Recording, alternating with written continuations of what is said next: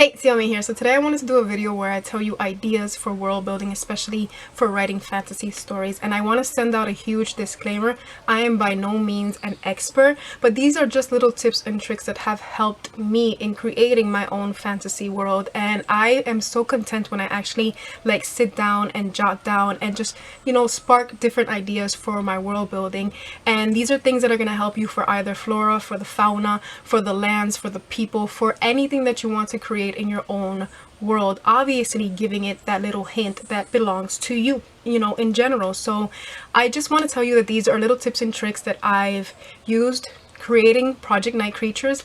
And yeah, we're just gonna get right into it. And again, I'm not an expert, but I just want to give you these little tips and tricks so maybe they can aid you in creating your own fantasy stories as they have aided me in creating my own world. So without further ado, let's get into these little tips and tricks. And roughly they are sort of a structure, a tier structure that I follow. So let's just get into it.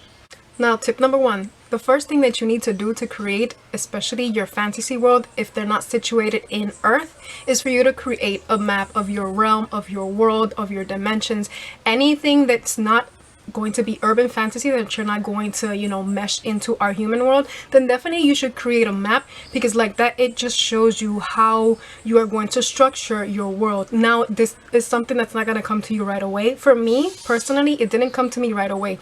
The first thing that I had visualized was like the fortress of the Watchers, and my Watchers are roughly magical beings that protect all worlds. So that's the first thing that ever came to me, and the sanctuary. Those are the first two things that I had in mind, and then little by little other things came out to me. I noticed that I mentioned in really capitalized words like find a name for this world, and I was like, but then the world came to me. My world is called Neria, especially the world of the Watchers. There are other realms that I've created, but those I've put aside.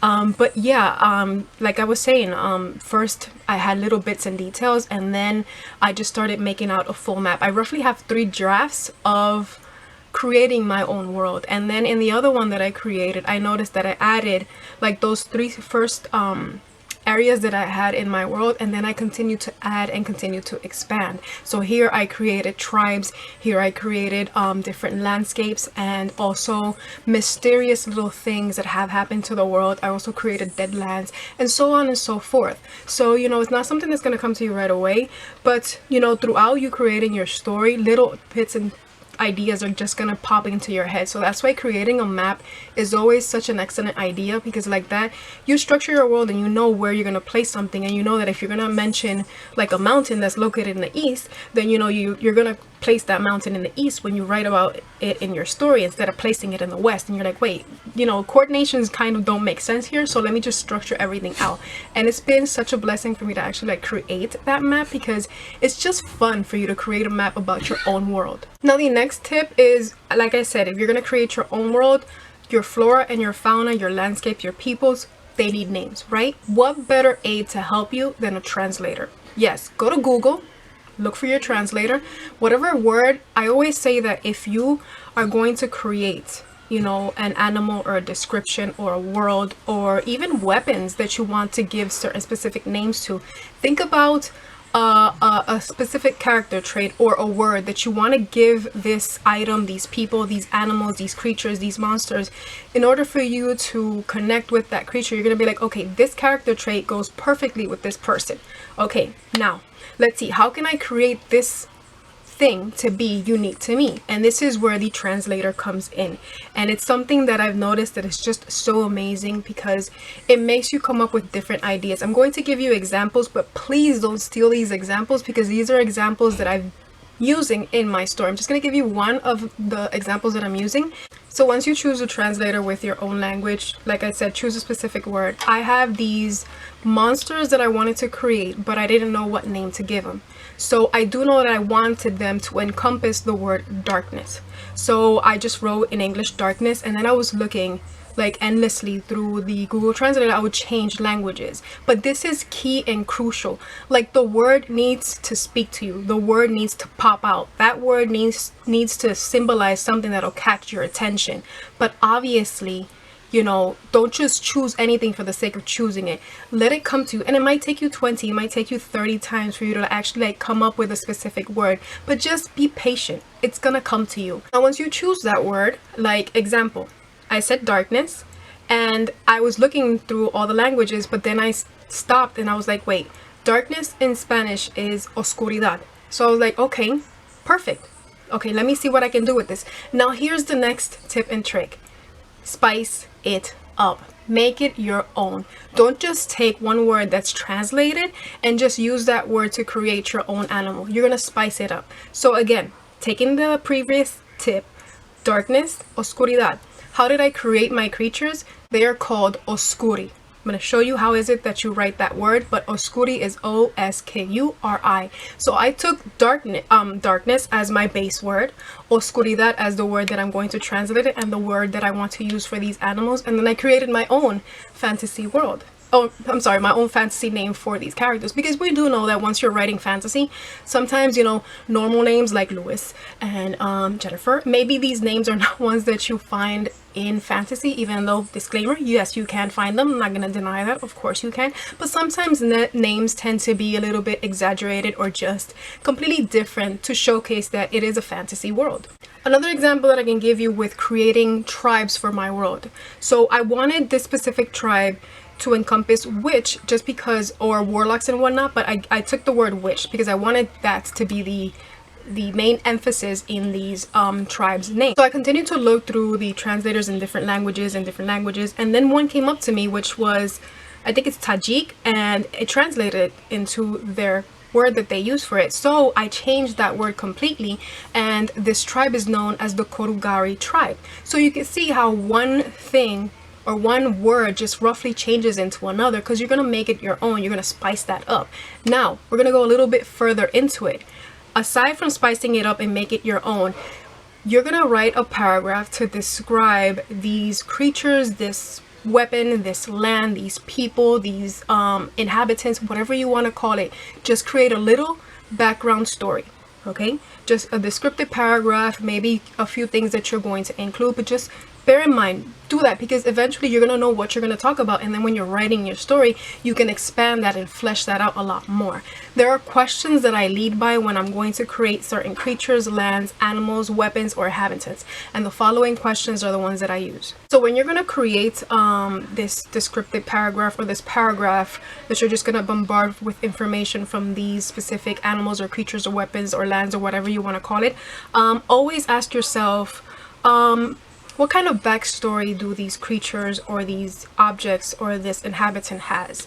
Do they have a tragic backstory? Were they changed? Did they start off as benevolent creatures and slowly were changed into malicious beings? You know, they roughly descended from their origin creation. And then you're going to ask yourself, where do they live? Specifically in your world, where is it that you want to situate these animals, these creatures, these beings? And how do they act? You know, are they fierce? Are they, you know, deadly?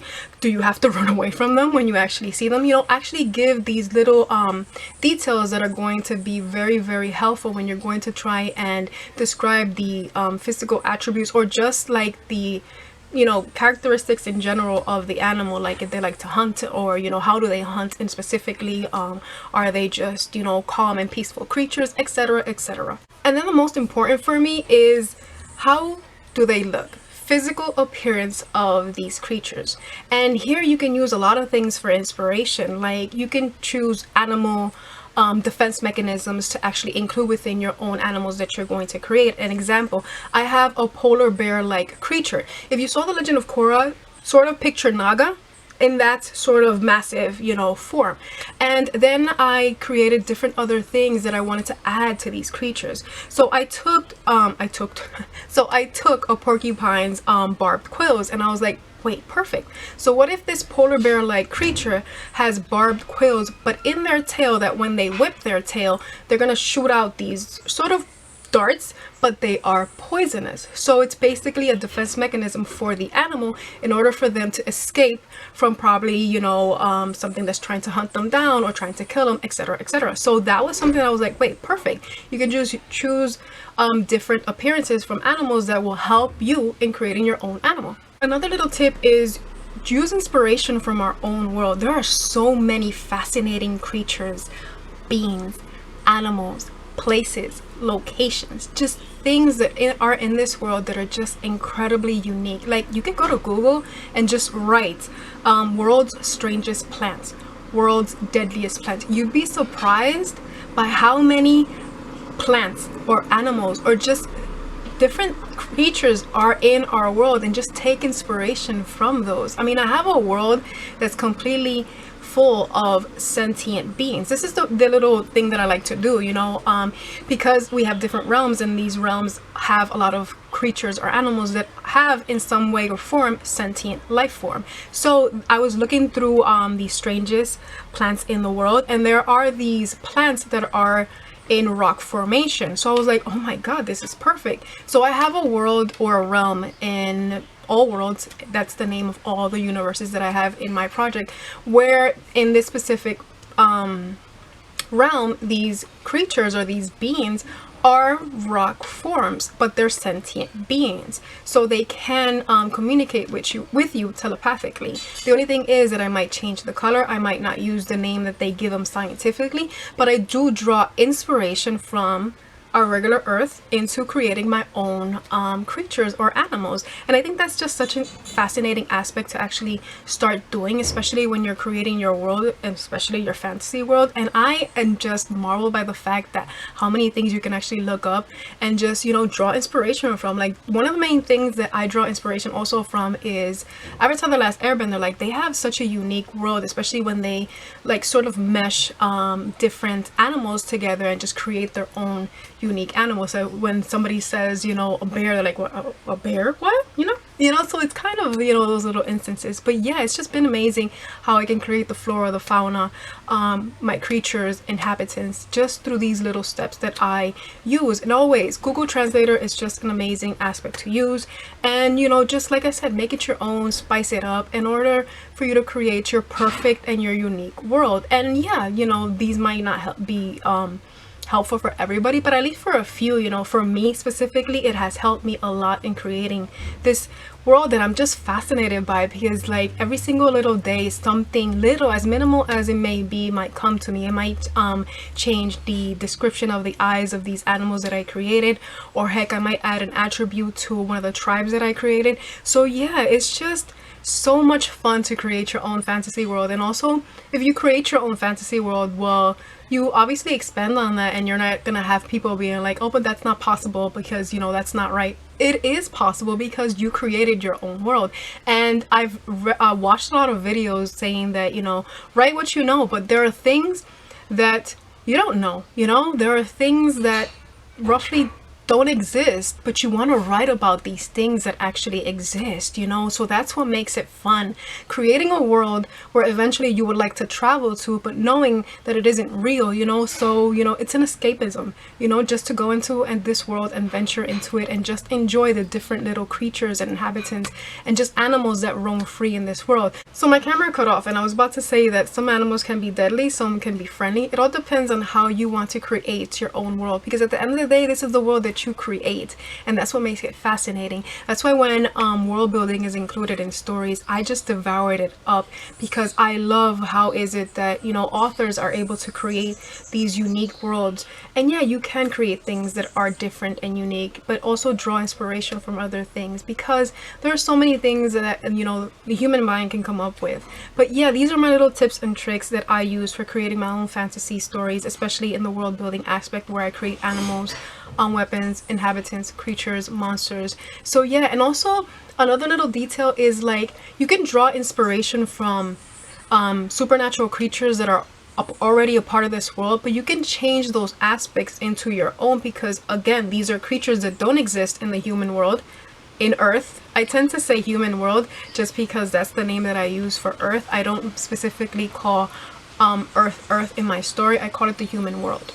Okay, and you know, just, you know, I have vampires in my stories, and I don't use regular vampires because you can use an array of vampires. We have vampires that, you know, are you know, friendly, we have deadly vampires, we have sparkly vampires, we have such an array of vampires that you can choose your own. The ones that I draw inspiration from, especially in the physical description, are the ones from Transylvania, the one with Hugh Jackman, because I don't know what's up with that TV series, but like no.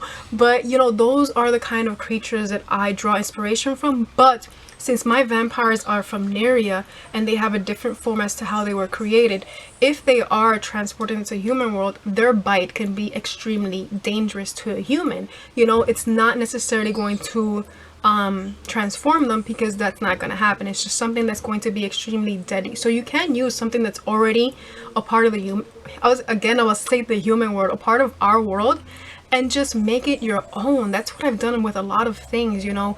And you know, you're the one who's creating it, so why not? As long as you give like a really good in-depth detail as to why was it that you created it, or how was it that you created it, or just say it, you know, it's your world. You don't have to explain anything to anybody, but just like, you know, how you created that, and how is it that you're going to introduce it into your story, and you know, how eye-catching can it be when you are going to write your story. So yeah, these are my little tips and tricks that I use for my world, and just I'm amazed by it, because every single day I have something different that I add, and I'm just really invested in what I'm doing, and I'm happy with what I'm doing. It just, you know, brings a smile to my face, as you can see. So yeah, those are little tips and tricks that I use to create my own fantasy world. If you want to tell me what are your tips and tricks, and if you use other little things, then feel free and tell me, and we'll chit chat down below. But I just want to say thank you for watching. I hope that these little ideas, you know, spark an interest in you creating your own fantasy world, or maybe even aid you in creating your own fantasy world. And again, I'm not an expert, but these are little things that have helped me in creating, you know, the world that I came up with. So yeah, I just want to say thank you for watching. I hope that you have a wonderful day and or night, and I'll see you in my next video. Peace. I get nervous. I don't know why. Like, why do I get nervous? Okay.